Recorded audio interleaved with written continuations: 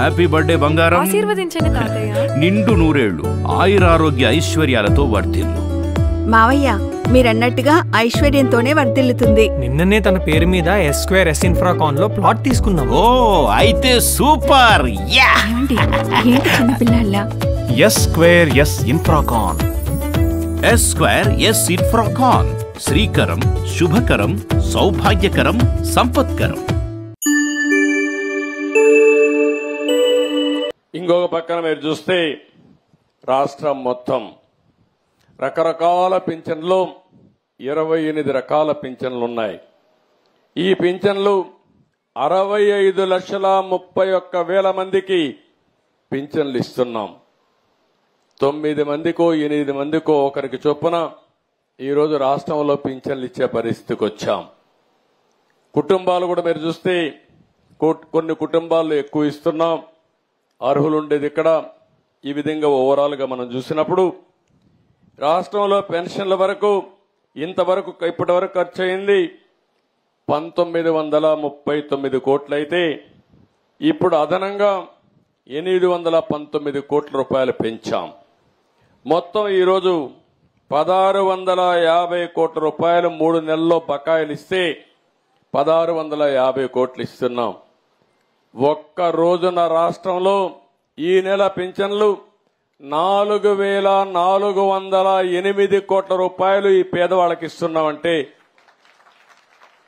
దీనికంటే కూడా శుభ సందర్భం, దీనికంటే కూడా మంచి రోజు లేదని చెప్పి కూడా నేను మీకు తెలియజేస్తున్నా. ఇప్పుడే నేను ఒక ఇంటికి పోయాను. ఆ ఇంట్లో మాట్లాడాను.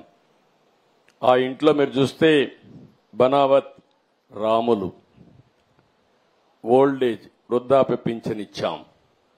ఆయనకి 7,000 రూపాయలు ఇచ్చాను. అదే మరిగా ఆయన భార్య ఏదైతే బనావత్ సీత సిఆర్డీఏ పెన్షన్ ఇస్తానన్నాను, 5,000 రూపాయలు సిఆర్డీఏ పెన్షన్ ఇచ్చాం. ఇంకొక పక్క ఆయన కూతురు, ఆ అమ్మాయి కూడా భర్త చనిపోయి విడోగా ఉంది. ఆ అమ్మాయికి సాయి, ఆ అమ్మాయికి ఓల్డేజ్ పెన్షన్ భర్త చనిపోయిన దానిపైన 4,000 ప్లస్ 3,000 7,000 రూపాయలు ఇచ్చాం. ఆ ఇంట్లో ఆ సాయి అనే అమ్మాయికి కొడుకు పావన్ ఉన్నాడు, ఇంకొక కొడుకు కళ్యాణ్ ఉన్నాడు. పావన్ అయితే ఇంటర్మీడియట్ చేస్తున్నాడు, కళ్యాణ్ అయితే 7వ తరగతి చదువుతున్నాడు. ఇంకొక పక్కన ఇంకొక కూతురు డాక్టర్ కూడా దుర్గా అనే ఒక అమ్మాయి ఉంది.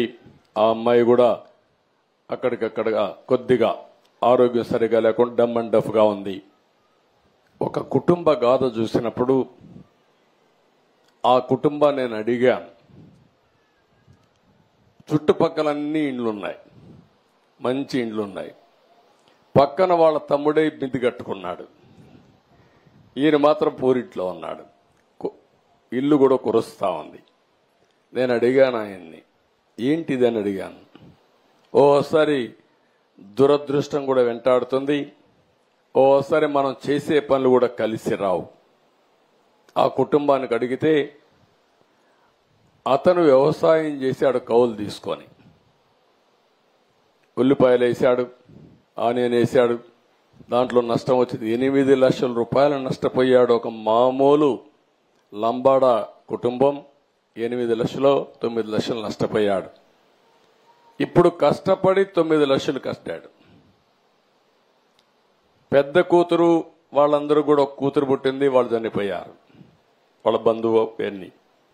రెండో ఈయన కూతురికి భర్త చనిపోయాడు. ఆ అమ్మాయికి 2 పిల్లలు. అందరూ చుట్టుపక్కల చూస్తే పెనబాకంలో అన్ని మిద్దెలు కనపడొస్తున్నాయి.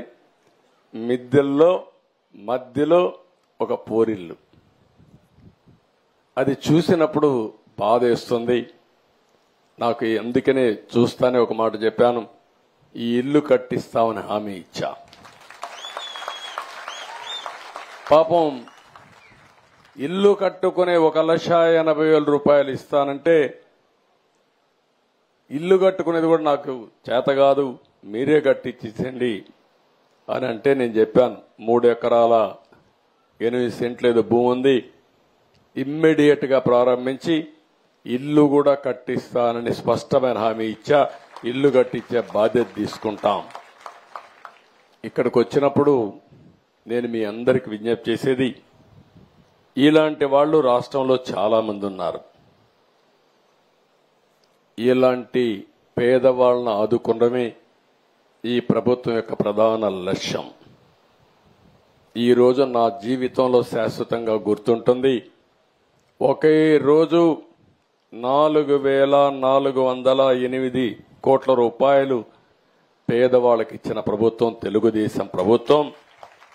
దీన్ని లెక్కేసుకుంటే సంవత్సరానికి 33,100 కోట్ల రూపాయలు పేదవాళ్లకు ఒక్క పింఛన్లోనే ఇస్తున్నాం. పింఛన కార్యక్రమంలో 33,100 కోట్ల రూపాయలు మీకు ఇవ్వబోతున్నాం. పింఛన్ల ప్రకారం 5 ఏళ్లు లెక్కేసుకుంటే 5 × 33,000 1,65,000 కోట్లు. 100 కూడా వేసుకుంటే 1,65,500 కోట్ల రూపాయలు 5 సంవత్సరాల్లో ఒక పింఛన్ల ద్వారా ఈ పేదవాళ్ళకు అందించే ప్రభుత్వం తెలుగుదేశం పార్టీ అని చెప్పి కూడా, ఎన్డీఏ ప్రభుత్వం అని చెప్పి కూడా నేను మీకు తెలియజేస్తున్నా.